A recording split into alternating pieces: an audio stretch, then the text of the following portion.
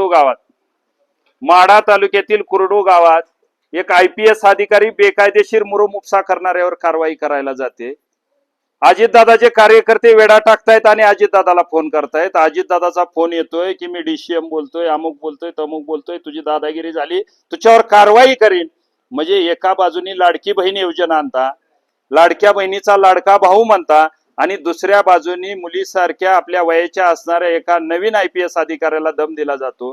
त्यांना चक्कर येते, पाणी पाजलं जातं, बसवलं जातं. त्या ठिकाणी प्रांत आहेत, तहसीलदार आहेत, त्यांच्या अंगावर लोक जात आहेत, शिवीगाळ करतायत, तलाट्याला मारहाण होती. आणि अजितदादाचा फोन झाल्यानंतर त्या गावातून हुसकावून लावण्यात येतंय, पळवण्यात येतंय. अद्याप 4 दिवस होऊन या ठिकाणी गुन्हा दाखल झाला नाही. म्हणजे परत एकदा आम्हाला तर वाटतंय की हे ठिकाणी बीडची पुनरावृत्ती होती, बीड सारखं वातावरण झालंय. म्हणजे बीडचं वातावरण तुम्ही शांत करायला त्या ठिकाणी पालकमंत्री आहात, पण सोलापूरचं वातावरण या ठिकाणी विचित्र झालेलं आहे. अशा अधिकाऱ्यांना जर कामं करणं होत नसेल, स्पीकर फोन करून गावात एकत इज्जत मानहानी होत असेल, आणि त्या ठिकाणी गाव हुर्रे म्हणून जर पुन्हा त्रास देत असेल आणि त्यांच्यावर गुन्हा दाखल होत नसतील, तर येणाऱ्या 11 तारखेला 8 दिवसाची मुदत देतोय. 8 दिवसात गुन्हा दाखल नाही झाला, तमाम लाडक्या बहिणीची आणि महाराष्ट्राची माफी अजितदादांनी मागावी, स्वतःचा राजीनामा द्यावा, मुख्यमंत्र्यांनी राजीनामा घ्यावा आणि ह्यांच्यावर गुन्हे दाखल व्हावे. गुन्हे दाखल नाही झाले तर आम्ही 11 तारखेला कलेक्टर ऑफिस समोर मोठ्या प्रमाणात मोर्चा काढतोय.